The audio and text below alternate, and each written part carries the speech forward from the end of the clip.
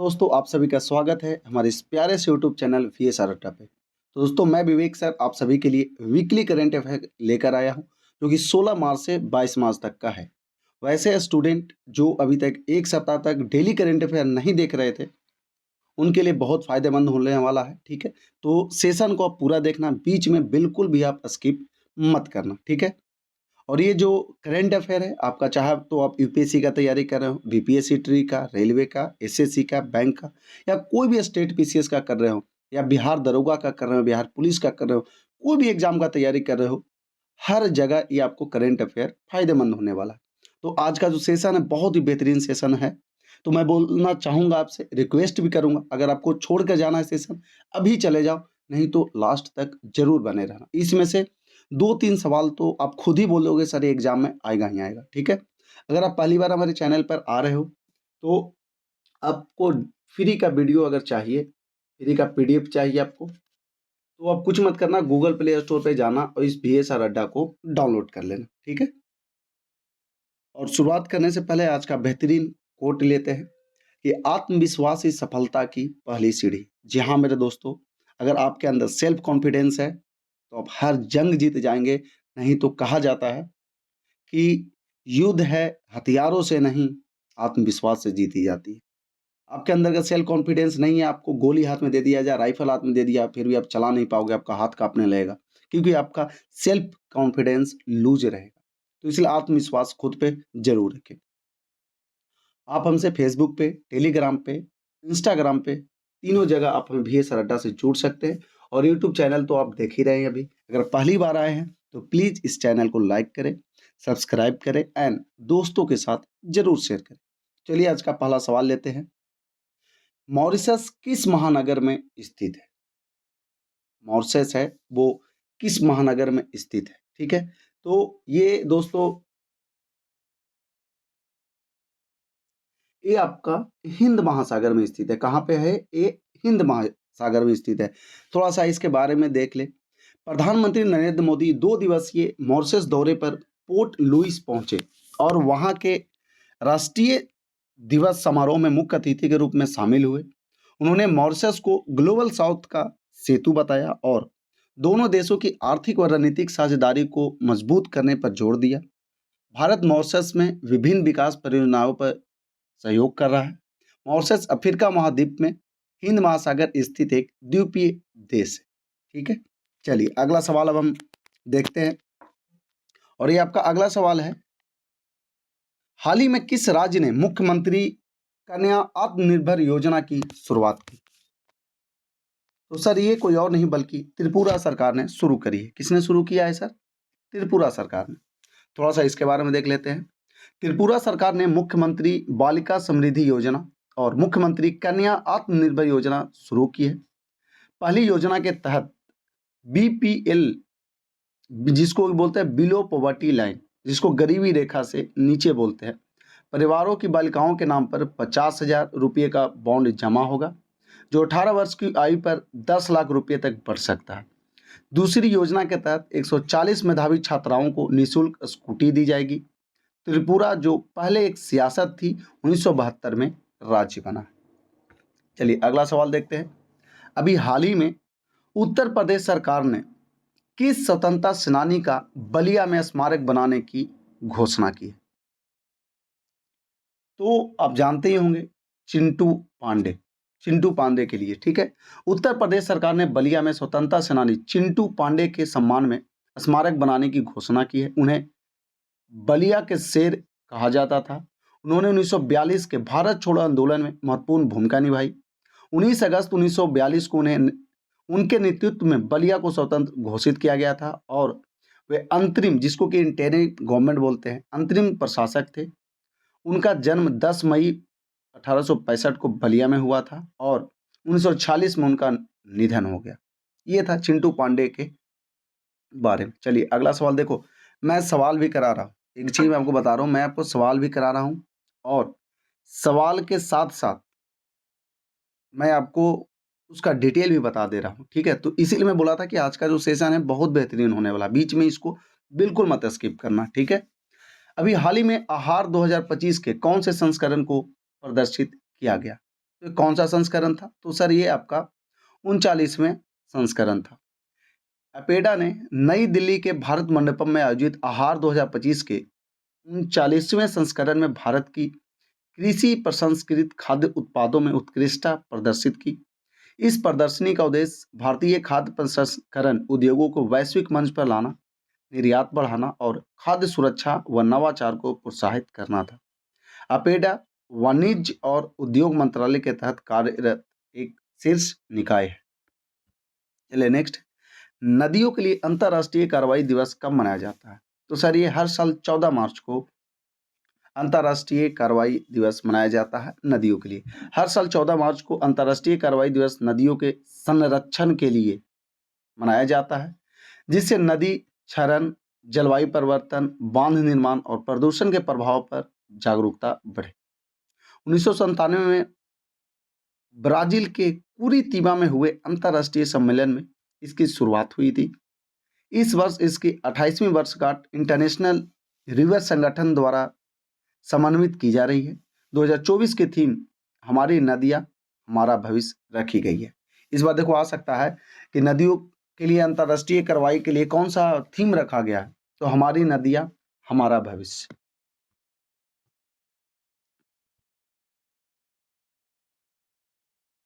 मृदा स्वास्थ्य कार्ड योजना की शुरुआत कब हुई? बहुत ही बेहतरीन आपका सवाल है ये कि मृदा स्वास्थ्य कार्ड योजना की शुरुआत कब हुई?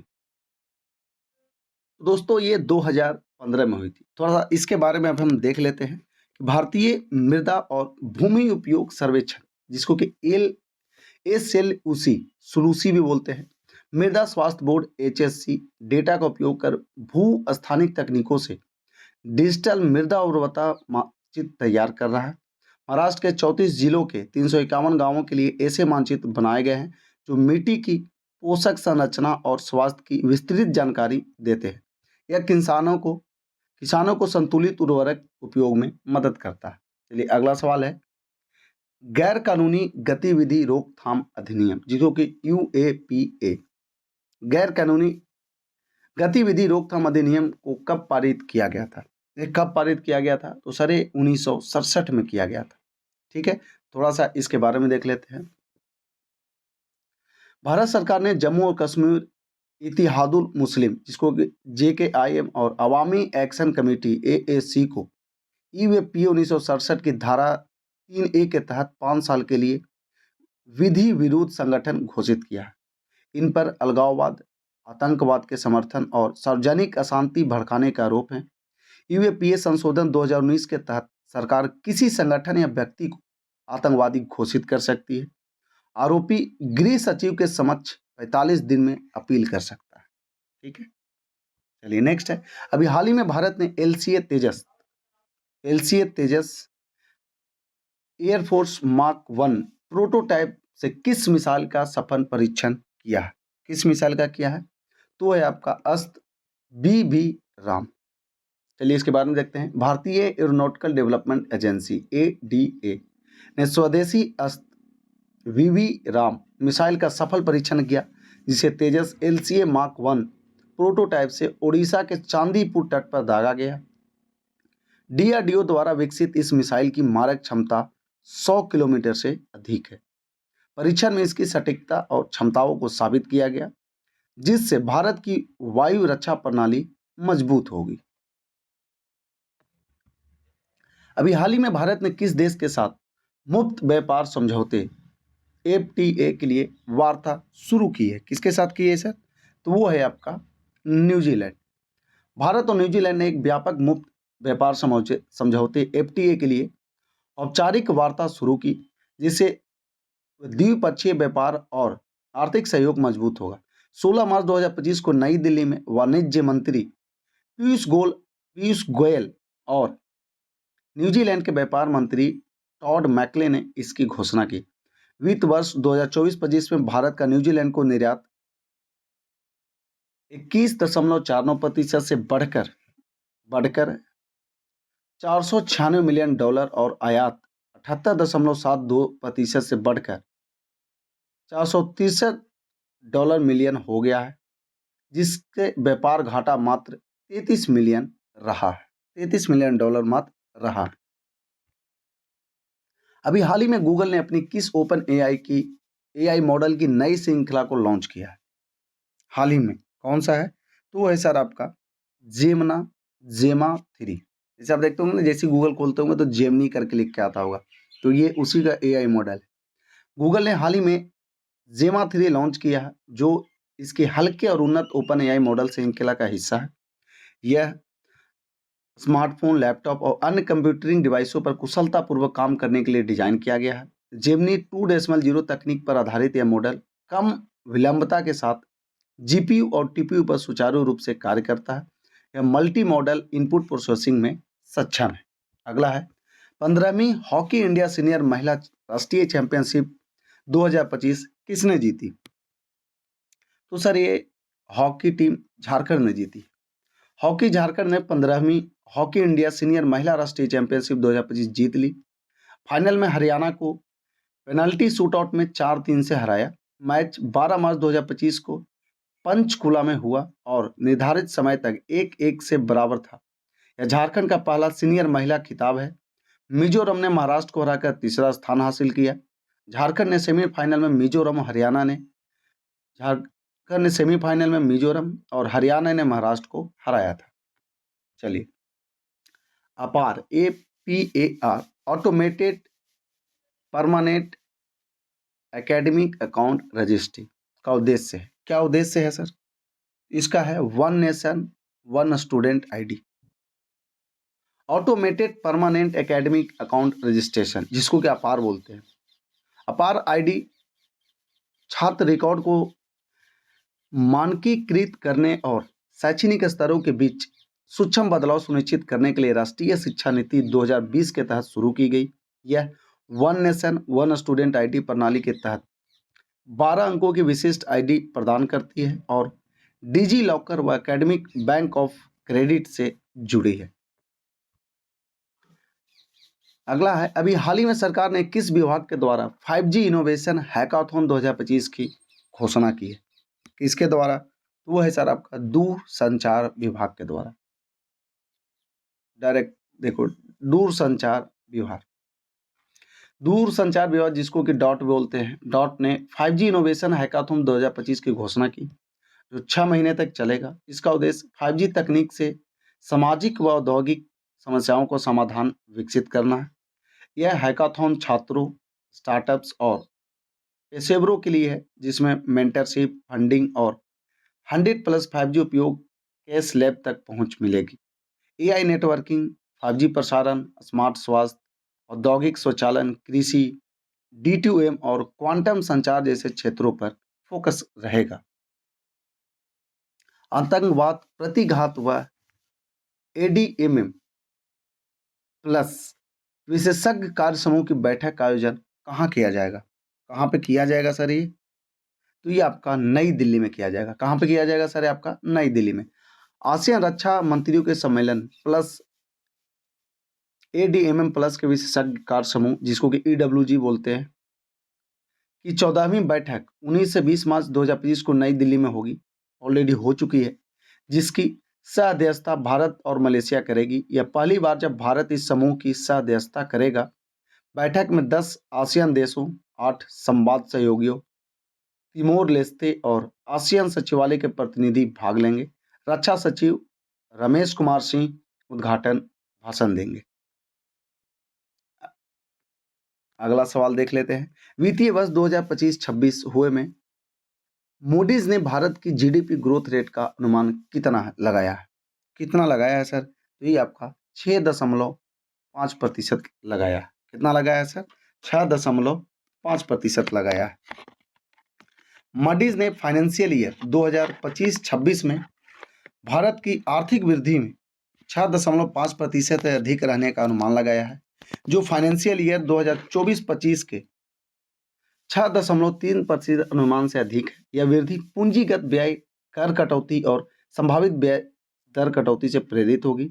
मुद्रास्फीति 4.5% तक गिरने की संभावना है और फरवरी 2025 में RBI नीति दर 6.25% हो सकती है।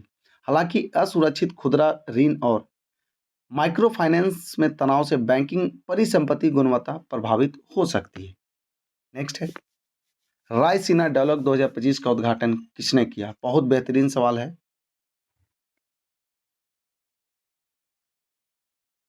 ये है सर आपका क्रिस्टोफर लक्सन। किसने किया है? क्रिस्टोफर लक्सन ने। प्रधानमंत्री नरेंद्र मोदी ने 17 से 20 मार्च 2025 तक दिल्ली में आयोजित रायसीना डायलॉग के 10वें संस्करण का उद्घाटन किया। विदेश मंत्रालय और ऑब्जर्वर रिसर्च फाउंडेशन द्वारा आयोजित इस सम्मेलन में न्यूजीलैंड के प्रधानमंत्री क्रिस्टोफर लक्सन मुख्य वक्ता हैं।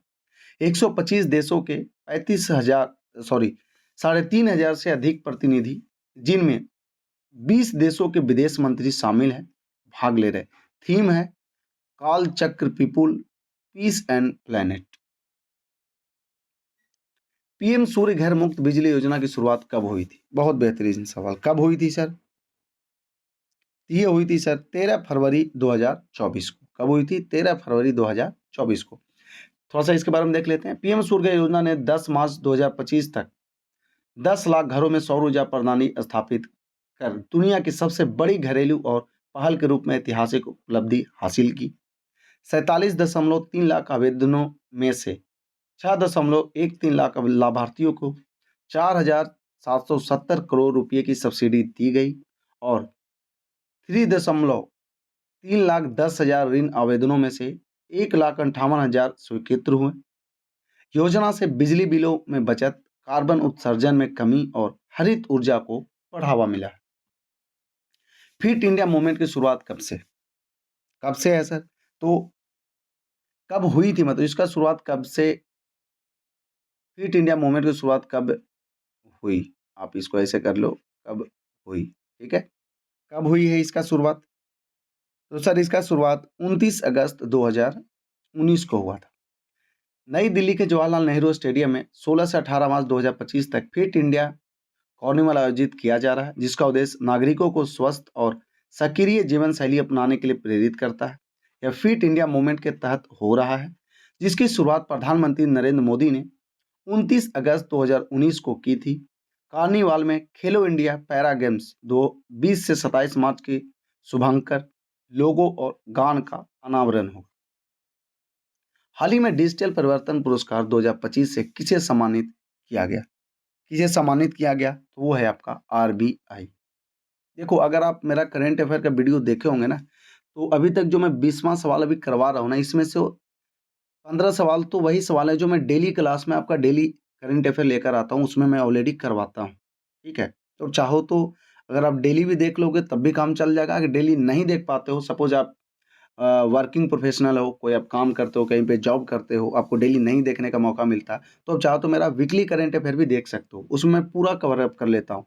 ये तो सवाल हो गया, सवाल के साथ जो ये वाला आप देख रहे हो ना, ये एक्चुअल में ये जो आप बॉक्स में देख रहे हो, ये मैं पूरा आपको जानकारी दे देता हूँ, ताकि एक तो सवाल आप कर ही लेंगे इसका उत्तर, उसके साथ साथ अगर इसका जानकारी भी ले लेंगे तो उसका फायदा आपको बहुत ज़्यादा मिलेगा, क्योंकि इससे भी रिलेटेड एक दो अगर सवाल आएगा ना तो आपसे नहीं छूटेगा, आप उसको बना कर ही आओगे, ठीक है। तो चलिए हम देखते हैं कि हाल ही में डिजिटल परिवर्तन पुरस्कार 2025 से किसे सम्मानित किया गया है। तो सर आरबीआई को किया गया। अब सवाल उठता है कि सर क्यों किया गया? आपको मन में आ रहा होगा सवाल कि सर ये क्यों किया गया। तो चलिए थोड़ा सा बताते हैं कि भारतीय रिजर्व बैंक को सेंट्रल बैंकिंग डिजिटल परिवर्तन पुरस्कार 2025 से सम्मानित किया गया, जो इसकी दो प्रमुख डिजिटल पहलों सारथी और प्रवाह की सफलता को मान्यता देता है। आपको लग रहा होगा क्यों? क्योंकि इसका मेन जो रीजन है, इसकी दो प्रमुख डिजिटल पहलू, जैसे आपका सारथी और प्रवाह की सफलता को मान्यता देता है। सारथी क्या है सर? जनवरी 2023 ने आरबीआई के आंतरिक वर्क फ्लो को डिजिटल किया, जबकि प्रवाह मई 2024 बाहरी उपयोगकर्ताओं को विनियामक आवेदन प्रस्तुत करने का डिजिटल माध्यम प्रदान किया। समझ गए? चलिए अब हम अगला सवाल देखते हैं। अभी हाल ही में किसके द्वारा युवाओं को रोजगार देने पीएम इंटर्नशिप योजना का मोबाइल ऐप लॉन्च किया गया? तो सर ये आपका जो है वित्त मंत्री निर्मला सीतारमण के द्वारा लॉन्च किया गया। क्या है थोड़ा सा बता दो आपको। केंद्रीय वित्त मंत्री निर्मला सीतारमण ने नई दिल्ली में प्रधानमंत्री इंटर्नशिप योजना, जिसको पीएमआईएस के लिए एक समर्पित मोबाइल ऐप लॉन्च किया, जो पंजीकरण, आवेदन और रियल टाइम अपडेट की सुविधा प्रदान करता है। यह ऐप इंटर्नशिप प्रक्रिया को सरल और प्रभावी बनाकर शिक्षा और उद्योग के बीच की खाई को पाटने में मदद करेगा। योजना की घोषणा केंद्रीय बजट 2024-25 में हुई थी, जिसका लक्ष्य 5 वर्षों में 500 कंपनियों में 1 करोड़ युवाओं को इंटर्नशिप अवसर देना है। बहुत अच्छा प्रयास है, ये होना भी चाहिए। अभी हाल ही में भारत के किस राज्य में आने वाले पर्यटकों पे शुल्क लगाया है? देख रहे हो कितना बेहतरीन है। तो वो है सर आपका सिक्किम। सिक्किम सरकार ने 15 मार्च 2025 से राज्य में प्रवेश करने वाले पर्यटकों पे 50 रुपये का शुल्क लागू किया है, जो 30 दिनों तक वैध रहेगा। 5 साल से कम उम्र के बच्चों और सरकारी ड्यूटी पर आने वाले अधिकारियों को छूट दी गई है। यह शुल्क होटलों द्वारा वसूला जाएगा और हर सप्ताह राज्य पर्यटन खाते में जमा किया जाएगा। सरकार इसे पर्यटन स्थिरता विकास कोष में जमा कर पर्यटन अवसंरचना, सड़क संपर्क और स्वच्छता सुधार के लिए उपयोग करेगी। किस टीम ने तीसरा महिला प्रीमियर लीग क्रिकेट प्रतियोगिता 2025 जीता है? कौन है सर ये? वो है सर आपका मुंबई इंडियंस। मुंबई इंडियंस ने 15 मार्च 2025 को ब्रेबोर्न स्टेडियम में खेले गए वुमेन्स प्रीमियर लीग 2025 के फाइनल में दिल्ली कैपिटल्स को 8 रन से हराकर दूसरा खिताब जीता। मुंबई ने 20 ओवर में 7 विकेट पर 149 रन बनाए, जिसमें हरमनप्रीत कौर ने 66 रन की पारी खेली। नेट साइबर बंट और हरमनप्रीत ने 89 रनों की साझेदारी की। दिल्ली कैपिटल्स 9 विकेट पर 141 रन ही बना सकी। अगला सवाल है, पीएम युवा 3.0 योजना किस मंत्रालय द्वारा शुरू की गई है? तो सर ये आपका शिक्षा मंत्रालय द्वारा शुरू की गई है। शिक्षा मंत्रालय के उच्च शिक्षा विभाग ने युवा लेखकों को प्रोत्साहित करने के लिए पीएम युवा 3.0 योजना शुरू की है। किसके लिए? देख लो, युवा लेखकों के लिए। यहाँ पे देखना, युवा लेखकों के लिए। इसका उद्देश्य 30 वर्ष से कम उम्र के उभरते लेखकों को प्रशिक्षित करना और पढ़ने लिखने की संस्कृति को बढ़ावा देना है। योजना के तहत लेखकों को विशेषज्ञों का मार्गदर्शन मिलेगा और वे भारत के अतीत, वर्तमान व भविष्य पर लेखन के लिए प्रेरित होंगे। यह पहल साहित्य के क्षेत्र में नई प्रतिभाओं को पहचान और अवसर प्रदान करने में सहयोग प्रदान करेगा। अभी हाल ही में त्रिनिदाद और टोबैगो के नए प्रधानमंत्री कौन बने? त्रिनिदाद और टोबैगो के नए प्रधानमंत्री कौन बने हैं? तो है सर आपका स्टुअर्ट यंग। स्टुअर्ट यंग आज सेंट एन्स स्थित राष्ट्रपति भवन में त्रिनिदाद और टोबैगो के नए प्रधानमंत्री के रूप में शपथ लेंगे। वे निवर्तमान प्रधानमंत्री डॉक्टर कीथ रोली का स्थान लेंगे। वर्तमान में वे ऊर्जा मंत्री हैं। त्रिनिदाद और टोबैगो वेस्ट इंडीज का एक द्वीपीय देश है, जिसकी राजधानी पोर्ट ऑफ स्पेन है। यह 1962 में यूके से स्वतंत्र हुआ और 1976 में गणराज्य बना। रमाकांत रथ मुख्य रूप से किस भाषा के साहित्यकार थे? तो सर ये उड़िया भाषा के साहित्यकार थे। मशहूर उड़िया साहित्यकार रमाकांत रथ का हाल ही में निधन हो गया। उनका जन्म दिसंबर 1934 में कटक उड़ीसा में हुआ था। उन्हें सरला पुरस्कार, साहित्य अकादमी पुरस्कार, सरस्वती सम्मान और पद्म भूषण सहित कई प्रतिष्ठित सम्मान मिले। उड़िया साहित्य भारतीय साहित्यिक परंपरा का अहम हिस्सा है। दक्षिण पूर्वी एशियाई देशों का संगठन, जिसको एशियन की स्थापना किस वर्ष हुई है? तो सर इसका जो स्थापना है ये 1967 में हुआ था। नई दिल्ली में 19 से 20 मार्च 2025 को आसियान रक्षा मंत्रियों के सम्मेलन और आतंकवाद रोधी ईडब्ल्यूजी की 14वीं बैठक हुई, जिसकी सह-अध्यक्षता भारत और मलेशिया कर रहे थे। यह पहली बार है जब भारत इस समूह की सह-अध्यक्षता कर रहा है। इसमें 10 आसियान सदस्य, 8 साझेदार देश और आसियान सचिवालय के प्रतिनिधि शामिल होंगे। आसियान की स्थापना 1967 में हुई थी। इसका मुख्यालय जकार्ता में है। अगला सवाल है, कबड्डी विश्व कप 2025 का आयोजन कहाँ किया जा रहा है? तो सर ये आपका इंग्लैंड में किया जा रहा है। कबड्डी विश्व कप 2025 का आयोजन 17 मार्च से इंग्लैंड में हो रहा है, जो पहली बार एशिया के बाहर आयोजित किया गया है। भारतीय पुरुष टीम ने पहला मुकाबला इटली के खिलाफ वॉल्वरहैम्पटन में खेला। टूर्नामेंट 7 दिन चलेगा, जिसमें 60 प्लस मैच होंगे। पुरुष और महिला दोनों वर्गों में राउंड रॉबिन प्रारूप अपनाया गया है। 2019 में मलेशिया में हुए पहले कबड्डी विश्व कप में भारत ने दोनों खिताब जीते थे। नासा के अंतरिक्ष यात्री बूच विल्मोर और सुनीता विलियम्स की पृथ्वी पर वापसी हुई। उनके किस space x crew dragon capsule से यह लैंडिंग हुई? ये सवाल बहुत ही वेरी वेरी इंपॉर्टेंट है। अब ये तो आना ही आना है एग्जाम में, बिल्कुल आना ही आना है। ठीक है, बिल्कुल एकदम ये आएगा ही आएगा। तो ये था सर आपका फ्रीडम। ठीक है, लैंडिंग हुई कैप्सूल। ठीक है, चलिए इसके बारे में देखते हैं कि नासा के अंतरिक्ष यात्री बूच विल्मोर और सुनीता विलियम्स 18 मार्च भारतीय समयानुसार 19 अगर भारत के अकॉर्डिंग देखें तो 19 मार्च को 9 महीने अंतरिक्ष में बिताने के बाद सुरक्षित पृथ्वी पर लौट आए। Boeing star liner CFT mission की तकनीकी समस्याओं के कारण यह मिशन 10 दिनों से 9 महीनों तक बढ़ गया। यह space x crew dragon freedom, जिसका नाम फ्रीडम से फ्लोरिडा के पास मैक्सिको की खाड़ी में लैंड हुए। अगला है, अभी हाल ही में केंद्रीय खेल मंत्री ने किस अभिनेता को फिट इंडिया आइकॉन के रूप में नामित किया है? किसको किया है सर? वो है आपका आयुष्मान खुराना। नेक्स्ट है, वरुण नौसैनिक युद्धाभ्यास किन दो देशों की सेनाओं के मध्य आयोजित होता है? किन दो देशों के बीच? तो भारत व फ्रांस के बीच।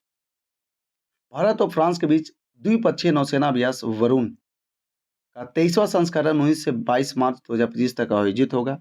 यह वार्षिक अभ्यास 2001 में शुरू हुआ था और नौसैनिक सहयोग को मजबूत करता है। वरुण 2025 में INS विक्रांत, चार्ल्स डे गॉल, MiG-29 के, राफेल M विध्वंसक जहाज और स्कॉर्पियन क्लास पनडुब्बी शामिल होंगे। अभ्यास में वायु रक्षा, पनडुब्बी रोधी युद्ध और सतही युद्धाभ्यास होंगे, जिससे दोनों नौसेनाओं की अंतर संचालनशीलता और समुद्री सुरक्षा मजबूत होगी। विश्व गौरैया दिवस कब मनाया जाता है? तो सर ये आपका 20 मार्च को मनाया जाता है। हर साल 20 मार्च को विश्व गौरैया दिवस मनाया जाता है। 2025 की थीम है हमारे छोटे पंख वाले दोस्तों की चहचहाट को संरक्षित करना। देखो थीम पक्का याद करना, ये जो मैं ना इसको मैं जहाँ अंडरलाइन किया हूँ, ये थीम है, इसको जरूर याद रखना। ठीक है, क्या थीम है? हमारे छोटे पंख वाले दोस्तों की चहचहाट को संरक्षित करना। 2010 में नेचर फॉरएवर संगठन ने इसकी शुरुआत की थी। शहरीकरण, कीटनाशकों और हरियाली की कमी से गौरैया की संख्या घटी है। संरक्षण के लिए गौरैया बचाओ मुहिम चलाई गई, जिसका PM मोदी ने समर्थन किया। लोग घोंसले बनाने की जगह दे, हरियाली बढ़ाएं और पानी व अनाज उपलब्ध कराएं। भारत का पहला PPP ट्रिपल P आधारित ग्रीन वेस्ट प्रोसेसिंग प्लांट किस शहर में स्थापित किया जाएगा? कहाँ पे किया जाएगा सर? तो ये आपका इंदौर में किया जाएगा।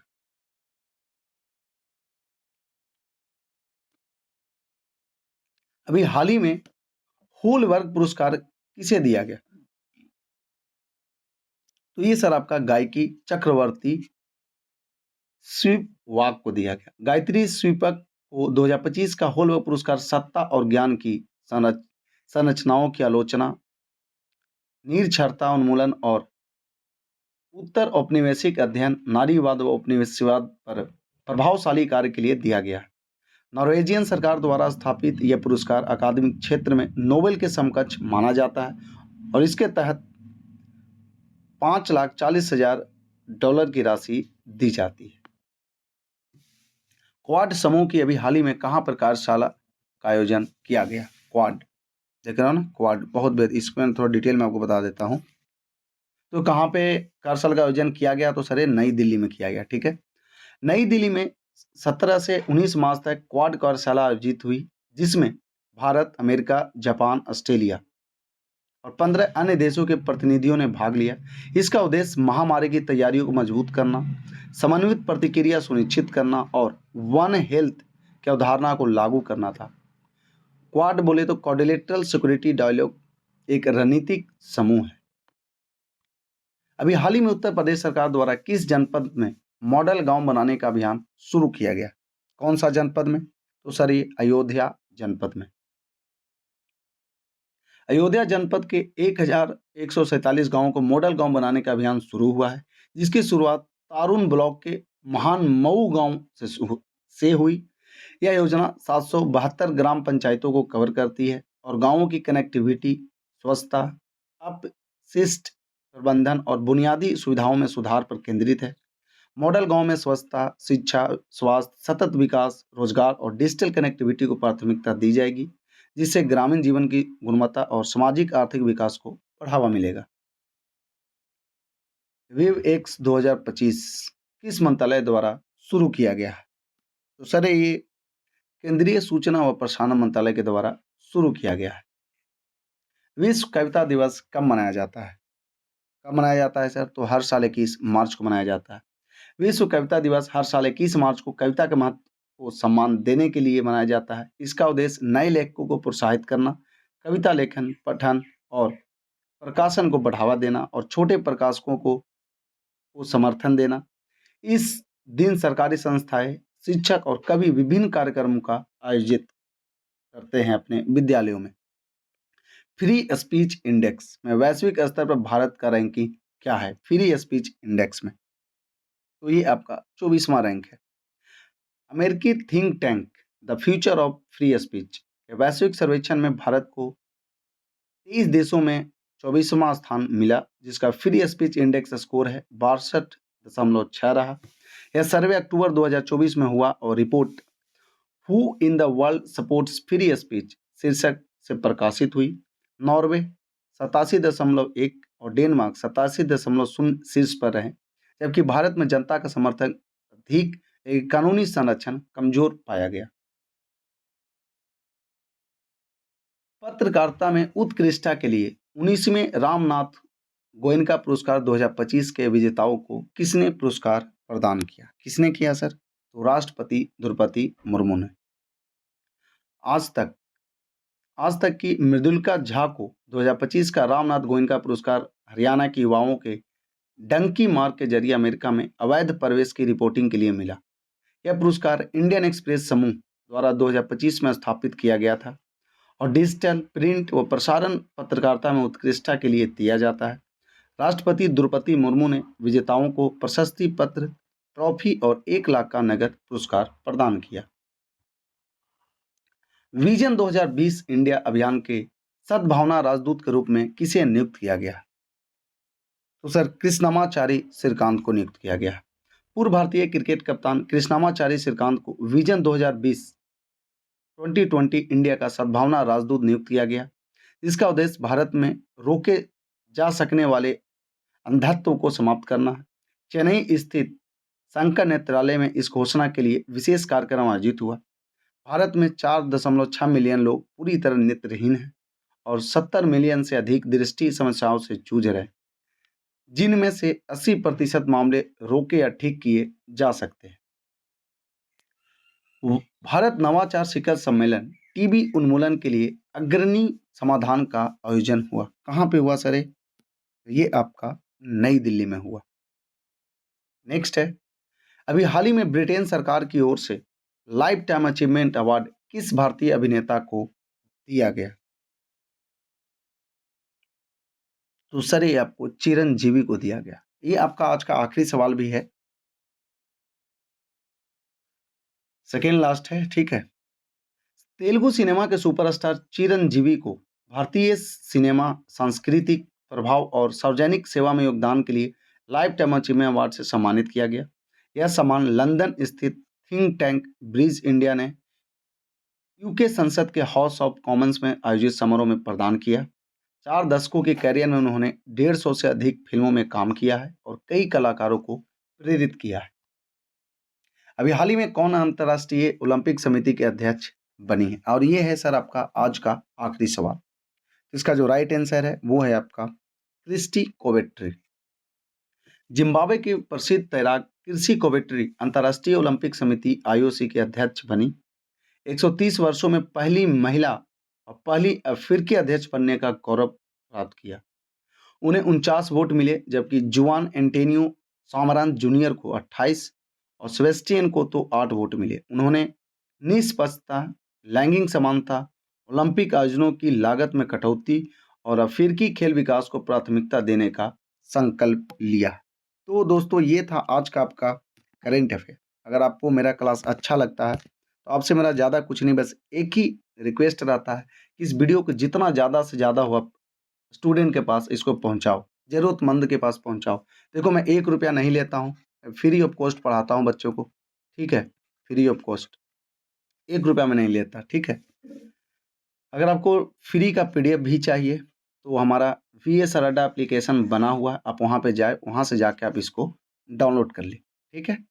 और क्लास को ख़त्म करने से पहले एक बात मैं आपको बताना चाहता हूँ कि जब ज़िंदगी में कोई सहारा ना दिखे, जब ज़िंदगी में कोई सहारा ना दिखे, तब बस भगवान का नाम लेना। वो रास्ते भी बना देता है जहाँ कोई रास्ता नहीं होता, वहाँ भी रास्ते बना देता है जहाँ कोई रास्ता नहीं होता है। तो चलिए अपना क्लास को आज हम यहीं पे एंड करते हैं और हम चाहते हैं कि आप इस वीडियो को जितना ज़्यादा हो शेयर करें, लाइक करें और एक प्यारा सा कमेंट ज़रूर कर दें। फिर मिलते हैं हम अगले वीडियो में, तब तक के लिए bye bye, take care, keep signing off. जय हिंद।